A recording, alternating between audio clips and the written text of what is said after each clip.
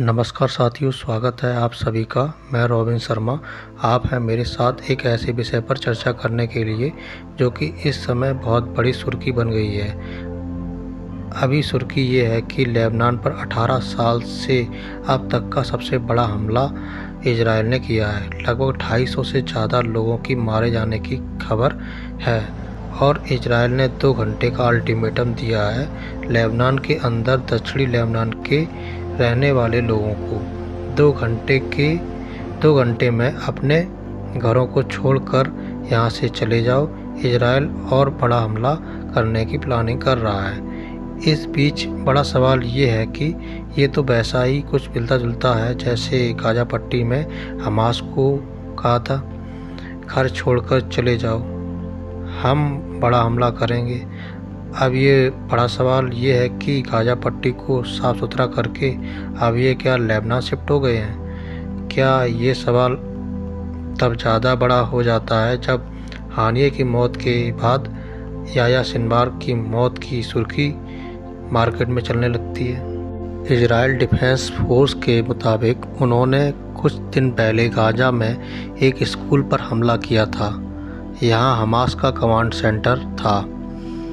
इस अटैक में 22 लोग मारे गए थे। ऐसे में आशंका है कि सिनवार की मौत भी इसी एयर स्ट्राइक में हो गई है। इजरायली मीडिया हार्टेज के मुताबिक इजराइल के पिछले कुछ समय में गाजा में उन सुरंगों पर हमले किए जहां सिनवार के छिपे होने के आसार थे। हालांकि अब तक हमलों में सिनवार की मौत से जुड़ा कोई सुराग नहीं मिला है। यह पहली बार नहीं है जब सिनवार अचानक से गायब हो गया है।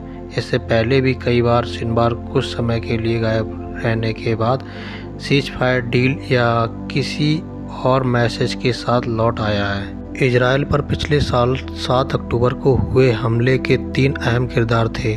इनमें political chief Ismail Haniyeh, military chief Mohammed Deif के अलावा गाजा में हमास का लीडर याह्या सिनवार शामिल था। 31 जुलाई को ईरान में हानिये की मौत के बाद सिनवार ही संगठन का नया चीफ बना था। वहीं हमास के मिलिट्री चीफ मोहम्मद दाइफ की 13 जुलाई को ही एक हवाई हमले में मौत हो गई थी, जिसकी पुष्टि 1 अगस्त को हुई थी। ऐसे में अब हमास की टॉप लीडरशिप में सिर्फ सिनवार ही बचा है। लिहाजा इजराइल का पूरा ध्यान इस वक्त सिनवार को ढूंढकर उसे मारने पर है। इजराइल ने सोमवार 23 सितंबर को पूरे लेबनान में 300 से ज़्यादा मिसाइलें दागी। इस हमले में अब तक 182 लोगों की मौत हो गई है। वहीं 700 से ज़्यादा लोग घायल हुए हैं। इसमें महिलाएं और बच्चे भी शामिल हैं। अल जजीरा के मुताबिक गाजा जंग शुरू होने के बाद लेबनान पर यह अब तक का सबसे बड़ा हमला है।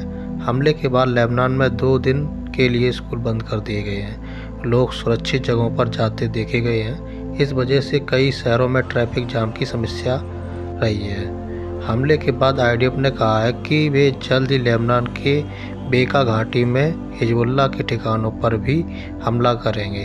उन्होंने घाटी में रह रहे आम लोगों को 2 घंटे के भीतर इलाका खाली करने को कहा है। बाकी आपको इस विषय पर क्या लगता है, अपनी राय कमेंट बॉक्स में ज़रूर रखें। चैनल पर नए हैं तो चैनल सब्सक्राइब कर लें और अपने सभी साथियों के साथ अवश्य साझा करें। फिलहाल के लिए इतना ही। धन्यवाद।